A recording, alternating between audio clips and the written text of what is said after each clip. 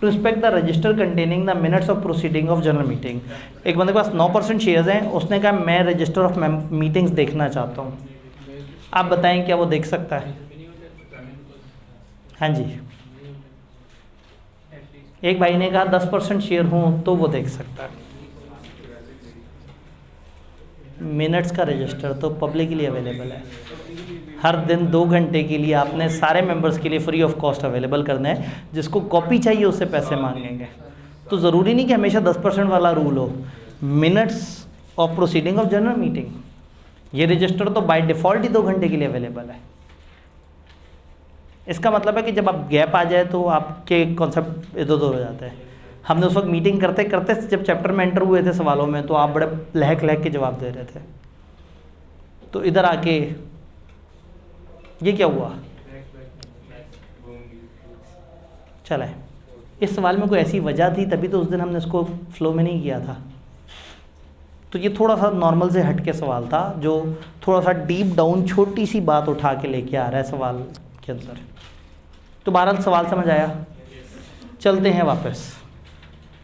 छठा सवाल, 26 सितंबर 2020 को board of director of duck fertiliser limited, a public unlisted company, in its recent board has approved a short term loan to kitten limited.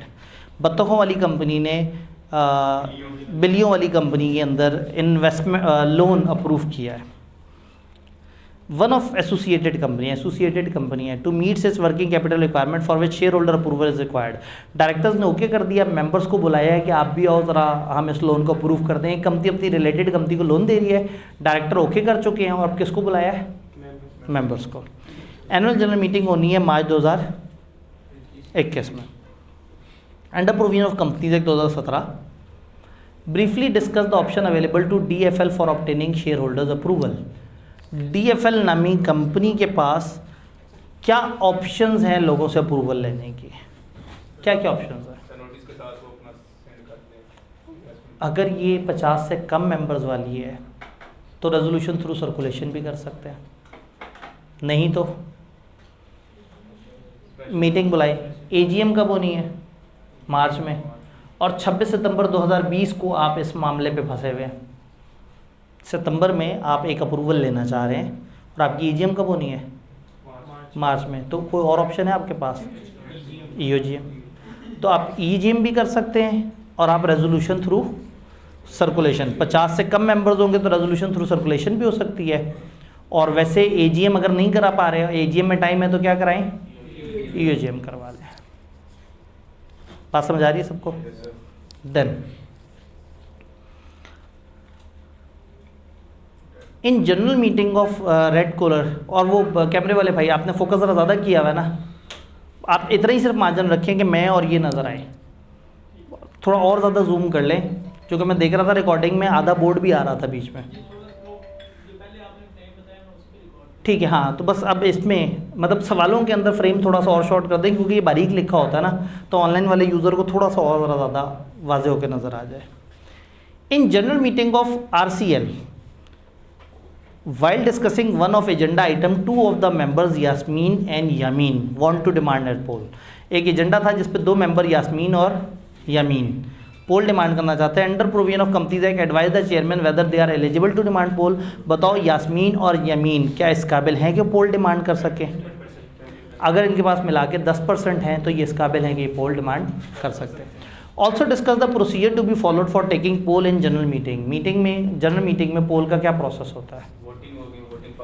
Voting power होगी, बुलाएंगे और फिर and पे जो रिजल्ट है वो चेयरमैन अनाउंस करेगा, उनका रिप्रेजेंटेटिव साथ खड़े होकर उसकी स्क्रूटनी कर सकता है।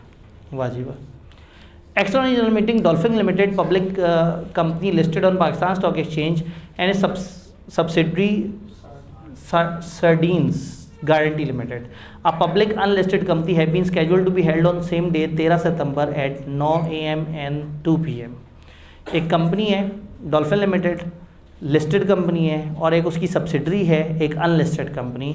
दोनों की मीटिंग 13 सितंबर को होनी है, एक की सुबह 9 बजे और एक की 2 बजे। कौन सी जगह? Islamabad. Under provision of companies act identify the quorum requirement for both the companies in above situation. अब डॉल्फिन और वो एक दूसरे की होल्डिंग सब्सिडरी हैं या नहीं है, वो इस्लामाबाद में हैं या गजुमता में है? सवाल ये है कि एक लिस्टेड कंपनी और एक अनलिस्टेड कंपनी का आपने कोरम बताना है, ठीक है। तो वही 10 बंदे 25% वोटिंग पावर लिस्टेड में, 2 बंदे 25% वोटिंग पावर बाकियों में, आधा घंटा नहीं मौजूद तो क्या होगा, फलाना होगा तो क्या होगा। 6 नंबर के लिए कोरम की सारी बातें लिखने के बाद ऊपर 3 लाइनें जो छोड़ी थी उसमें लिखें following is the quorum requirement for both the companies. एक कंपनी का नाम लिखा, ब्रैकेट में लिस्टेड लिख दिया, अगली का नाम लिखा, ब्रैकेट में अनलिस्टेड लिख दिया, और नीचे लिस्टेड अनलिस्टेड से पूरा कोरम का सेक्शन लिख दिया। हमें अभी तक ना प्रॉपर लॉजिकल सवाल एक आध ही मिला है, बाकी सीधे सीधे से पॉइंट्स पूछे हुए। नहीं जी, सवाल आ गया। सवाल शुरू होता है यहाँ से। Wallet limited public unlisted company है, सर्टिफिकेट ऑफ इनकॉर्पोरेशन मिला इन्हें 1 अगस्त 2021 को। मैनेजमेंट ने डिक्लेरेशन डॉक्यूमेंट्स वगैरह रजिस्ट्रार को कमेंसमेंट ऑफ बिजनेस के दिए हैं और उन्होंने कमेंसमेंट का सर्टिफिकेट दिया है 1 अक्टूबर 2021 को। सर्टिफिकेट ऑफ इनकॉर्पोरेशन का मिला है 1 अगस्त 2021 और 1 अक्टूबर को कमेंसमेंट ऑफ बिजनेस। ये दोनों डेट जब दी हुई होती हैं तो जहन में कैलकुलेशन आनी शुरू हो जाती है, 6 महीने और 9 महीने वाली। अच्छा, अब देखते हैं इन दोनों में 3 महीने से बड़ा फ़र्क या छोटा फ़र्क तो नहीं। 1 अगस्त के बाद क्या आता है? 1 सितंबर, फिर 1 अक्टूबर। तो अक्टूबर के 6 महीने और अगस्त के 9 महीने में से अक्टूबर के 6 महीने जल्दी आ जाएंगे। मोटी मोटी कैलकुलेशन समझ आई? इसका मतलब हमें गिनती कौन सी करनी चाहिए अगर पूछी? यहाँ से 180 दिन। सवाल देखते हैं। VL started its business operation with effect from 15 October 2021. However, it was revealed in very first month of its commercial production that main product is not meeting the specified standard. पहले महीने पता लग गया कि आपकी मेन प्रोडक्ट चल ही नहीं रही। After engaging experts and making modification in production process, VL resumed its production activity on 25 नवंबर 2021. सारा कुछ करते करते उनको 25 नवंबर आ गई। फाइनेंशियल ईयर क्लोज किया है 30 सितंबर को। बहुत ही पेचीदा सा मामला है। सर्टिफिकेट मिला है 1 अगस्त को, कमेंसमेंट का मिला है 1 अक्टूबर को, और फाइनेंशियल ईयर कब क्लोज करते हैं? 30 सितंबर को। तो जब 1 अक्टूबर को कमेंसमेंट का सर्टिफिकेट मिला होगा तो 30 सितंबर तो गुजर गई होगी। इसका मतलब आप अगले साल 30 सितंबर को ये ईयर एंड क्लोज करेंगे। Under provision of companies act, the period within which VL is required to hold statutory meeting. VL को अपनी स्ट्रेटजी मीटिंग कब तक करा लेनी चाहिए? कमेंसमेंट ऑफ बिजनेस के 180 डेज। लेटर ऑफ, आप पहले लिखेंगे लेटर ऑफ फलाना एंड फलाना, उसके 9 महीने कहेंगे फलाना जगह काउंट हो रहे हैं, फिर इसके 180 दिन काउंट करेंगे। करें 180 दिन काउंट। सर अगर वो अपनी पहली AGM पहले करवा ले, अगर पहली AGM पहले करा लें तो भी बात बन सकती है। अभी देखते हैं, शायद उसमें भी कोई मामला हो। फिलहाल कमेंसमेंट के दिन, कमेंसमेंट से काउंट करें 180 दिन। अक्टूबर 31 का होता है, तो जब हम 1 नवंबर पे जाएंगे तो 31 दिन हो चुके होंगे। जब 1 दिसंबर पे जाएंगे 61 डेज हो चुके होंगे। जब 1 जनवरी पे जाएंगे 92 हो चुके होंगे। जब 1 फरवरी पे जाएंगे, हाँ जी, 123 दिन हो चुके होंगे। फिर मज़ीद 1 फरवरी पे जाएं और 1 मार्च पे। अब सवाल है कि कितने दिन ऐड करने हैं? 28 या 29? 2022 4 पे डिवाइड होता है, सोच लें। नहीं होता, लीप ईयर नहीं है। 28 दिन और ऐड कर दें, फरवरी पूरे के 28 दिन ऐड कर दें। हमारे अभी तक कितने दिन हुए थे? 123। इसमें 28 और ऐड कर दें, 151 तक पहुंच गए। अब हमारे पास कितने दिन बच गए? 29। तो 29 मार्च डेडलाइन आ गई, तो हम वो कैलकुलेट करके बता दें। Contents that need to be included in statutory report with respect to share capital. ठीक है, शेयर कैपिटल से रिलेटेड स्टैट्यूटरी रिपोर्ट में जो जो बातें हैं वो आपने बता देनी है। शेयर से कितने पैसे आए, अलॉटमेंट कितनी हुई, फिर उससे रिलेटेड जो ऑडिटर का सर्टिफिकेट है वो। Can VL avoid holding of statutory meeting due to any reason including production issues as face by. उनको प्रोडक्शन इश्यूज आ रहे हैं, क्या वो स्टैट्यूटरी मीटिंग अपनी अवॉइड कर सकते हैं? प्रोडक्शन की वजह से नहीं कर सकते। भाई ने एक रीज़न कही थी जिस वजह से अवॉइड कर सकते हैं, अगर AGM पहले करानी पड़ रही हो। तो 30 सितंबर पे कंपनी अपना ईयर एंड बंद कर रही है। अगर कंपनी पहली एजीएम इसी टाइम लिमिट में करा ले, हो सकता है 30 सितंबर पे ईयर एंड कर रहे हो 2 ही महीने बाद और 5वें महीने में मीटिंग भी कराते हैं। तो अगर पहली एजीएम पहले करा ली इन्होंने तो फिर क्या होगा, पिस्टैची मीटिंग अवॉइड हो सकती है। क्लियर है सवाल? दूसरा बड़ा सवाल है, इसे बाद में पढ़ते हैं, पहले पहला सवाल पढ़ लेते हैं। वो कौन सा छोटा है? DCL was incorporated on 1st July 2021 as an unlisted company and all the 7 subscribers were appointed as DCL director। एक कंपनी है, उसके 7 मेंबर्स थे और सातों के सातों सब्सक्राइबर डायरेक्टर बन गए। ये एक अनलिस्टेड कंपनी है। 8 सितंबर 2022 को एक urgent meeting of DCL board was held to discuss the fire occurred in the office building. Office building में फायर लगी थी, उसको डिस्कस किया। Among other matter chief executive also inform the board that all financial records were lost and data from backup server has not been restored. He further informed that IT team is confident that they will restore the data by next week। उन्होंने कहा सब कुछ उड़ गया है, backup हमारे out हो गए हैं, लेकिन IT वाले अच्छे लोग हैं, उन्होंने कहा 1 हफ्ते के अंदर अंदर हम आपको डाटा रिकवर करके दे देंगे। कब बताया ये? 8 सितंबर 2022 को। कंपनी कब बनी है?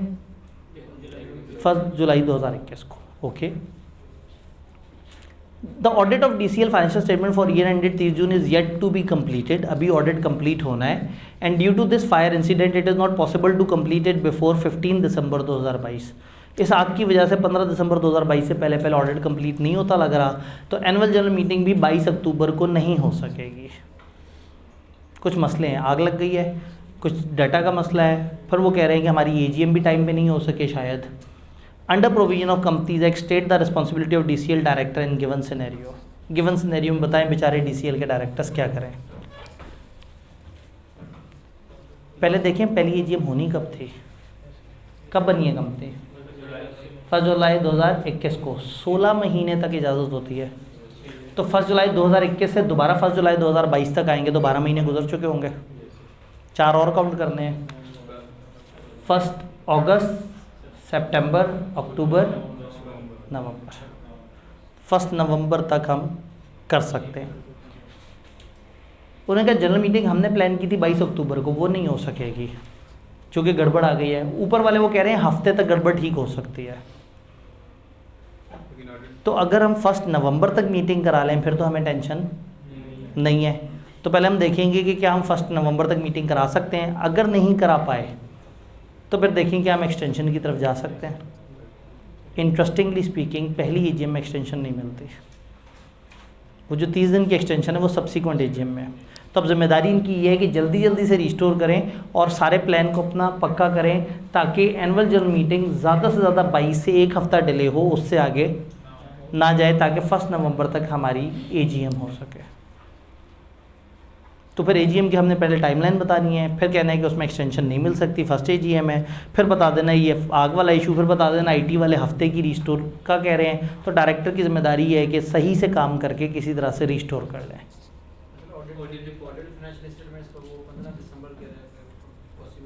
जी, अब उन्होंने क्या कहा कि 15 दिसंबर से पहले पहले ऑडिट पूरा नहीं हो सकता। अब जब ऑडिट पूरा नहीं हो सकता तो फिर ऑडिटर की रिपोर्ट कहाँ से आएगी? फंस गए। साल में एक दफ़ा AGM होना, लेकिन वो ये पहला है, कंपनी अभी बनी है, पहले में हमारे पास गुंजाइश है, लेकिन गुंजाइश भी 1 नवंबर तक की है ना, क्या करें?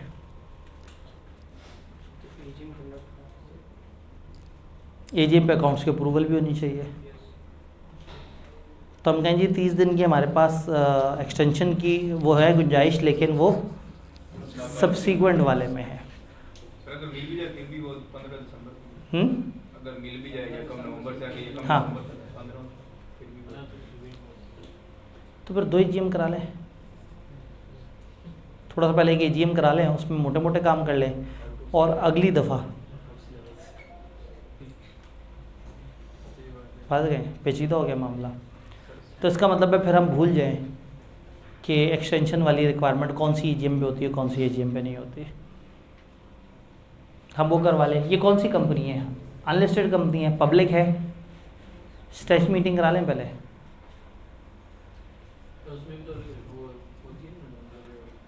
8 सितंबर 2022 को हम स्ट्रेच मीटिंग में नहीं करा सकते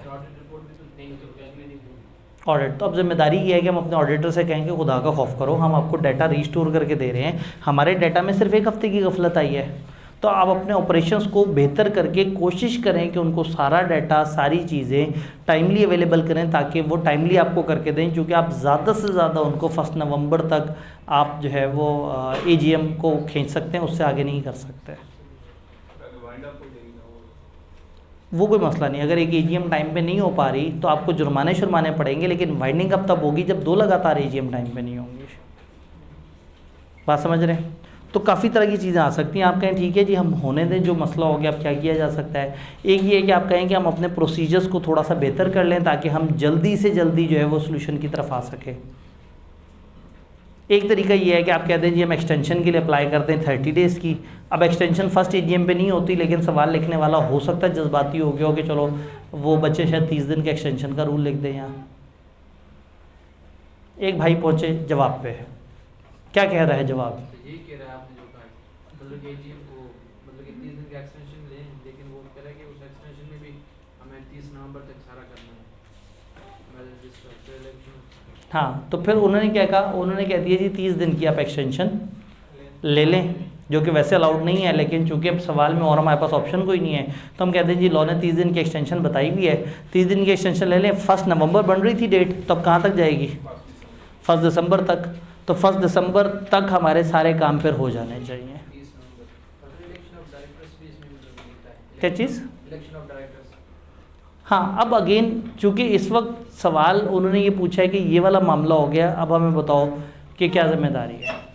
इसमें भी इन्होंने हमें सारी की सारी इन्फॉर्मेशन पूरी नहीं दी, ये नहीं बताया कि इस AGM में हमने क्या क्या करना है। नॉर्मली AGM में 4 काम हो रहे होते हैं। कौन से 4 काम? अकाउंट्स की अप्रूवल, डिविडेंड का डिक्लेरेशन, डायरेक्टर का इलेक्शन और ऑडिटर की अपॉइंटमेंट। तो वो सारे काम ही डिले हो जाएंगे और आप 30 डेज़ की एक्सटेंशन ले लें। आप कहें इससे ज़्यादा हमारे पास गुंजाइश नहीं है। क्लियर? चलें जी, आखिरी सवाल की तरफ चलते हैं। आवाम को शिद्दत से इंतज़ार है, क्योंकि इस सवाल को डिस्कस होने के बाद छुट्टी मिलेगी। वाजिबा किन्नू limited, Kino Limited was incorporated on 9 September 2017 with a paid up capital of 2 million divided into 200,000 ordinary shares of ₹10 each। 2 lakh shares हैं और एक शेयर कितने का है? 10 रुपये का।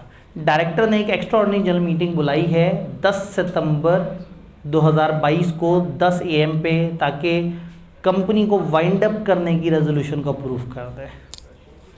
अब आपको वाइंडिंग अप के बारे में भी पता है, ये चैप्टर भी आपने पढ़ा हुआ है, मज़ा आएगा। शेयर होल्डर और उनके शेयर्स कितने कहते हैं?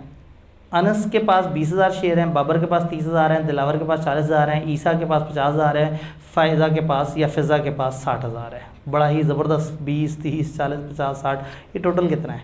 20, 30, 50, 50, 40, 90, 90, 50, 1, 40 और 60, 2 लाख पूरा। इसका मतलब है गिनती के 5 शेयर होल्डर्स हैं। ये कौन सी कंपनी है भला? किनो लिमिटेड। लिस्टेड उन्होंने नहीं बताया, तो हम इसको खुद ही इसे लिस्टेड ना तस्वर करें। 5 मेंबर्स और 5 मेंबर्स के पास ये शेयर्स हैं।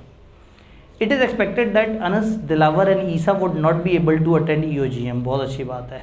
अनस गायब हो जाएगा, दिलावर गायब हो जाएगा, ईसा गायब हो जाएगा, तो रह जाएगा बाबर और फ़िज़ा या फ़ायज़ा।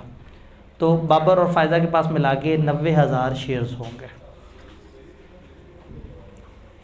However, 8 सितंबर 2022 को 11 बजे ईसा ने एक प्रॉक्सी जमा करा दी सेक्रेटरी के पास बाबर की फेवर में। ईसा ने अपने शेयर उठा के दे दिए बाबर को। कब दिए? 11 बजे। कौन सी सितंबर को? 8 सितंबर को। मीटिंग किस दिन है? 10 सितंबर को। कितने बजे है? 10 बजे है। कोई गड़बड़? सही है प्रॉक्सी? 10 तारीख को मीटिंग है, 10 AM पे मीटिंग है, तो 2 दिन पहले 8 तारीख को 10 AM से पीछे पीछे आना चाहिए। इसने कब जमा कराया? हम कहेंगे भाईजान आपका प्रॉक्सी तो हो गया फारिग। तो वो जो ईसा ने उसको अपने शेयर देने की कोशिश की थी वो तो ख़त्म हो गए। ईसा, दिलावर और अनस माइनस हो गए। अच्छा, और कुछ हुआ है? ईसा और Babar would cast vote against the resolution. Isa और बाबर का इरादा है कि वो रेजोल्यूशन के अगेंस्ट वोट करेंगे। ईसा के पास 50,000 है, बाबर के पास 30,000। इसने बेचारे ने अपने वोट कैंसिल करने का कहा, लेकिन इसके तो वोट पहुंचे ही नहीं। तो इसका मतलब है कि बाबर चाहता है रेजोल्यूशन ना हो और फायजा चाहती होगी रेजोल्यूशन पास हो। Under provision of companies act 2017 explain the effect of above expected matters on EUGM and resolution to be passed assume that KL's articles of association state that it shall operate only for 5 years। अगर articles of association में लिखा था कि company 5 साल के लिए बनी है खाली, और 2017 में ये बने हैं और 2022 में ये सोच रहे हैं, तो अगर आर्टिकल्स में लिखा है कि हम बने ही 5 साल के लिए हैं, जब आर्टिकल्स में एक टाइम लिखा हुआ होता है और आप वाइंड अप की तरफ जाना चाहते हैं, तो स्पेशल रेजोल्यूशन पास करनी होती है या ऑर्डिनरी रेजोल्यूशन पास करनी होती है? अगर आर्टिकल्स में पहले से लिखा है तो ऑर्डिनरी रेजोल्यूशन पास होती है, और ना लिखा हुआ तो स्पेशल रेजोल्यूशन। तो अगर आर्टिकल्स में लिखा हुआ है कि आप 5 साल के लिए हैं, तो आप कहेंगे पर आर्टिकल्स में अगर लिखा है तो 5 साल पूरे होने पे सिर्फ एक सादा रेजोल्यूशन पास होगी और कंपनी वाइंड अप हो जाएगी। अब सादा रेजोल्यूशन में 2 बंदे हैं, बाबर और फिज़ा। फिज़ा चाहती है कि हो जाए और बाबर चाहता है कि ना हो। तो फिज़ा के पास 60,000 आउट ऑफ 90,000, 2/3 मेजॉरिटी है, और ऑर्डिनरी रेजोल्यूशन के लिए कितनी चाहिए? 50%। ये रेजोल्यूशन अप्रूव करवा देगी। और वो जो ईसा ने अपने शेयर भेज दिए थे बाबर को, वो तो पहुंचे ही नहीं, प्रॉक्सी जमा ही गलत हुआ था। अच्छा, article is silent with regard to duration of operation. Article silent है, फिर क्या होगा?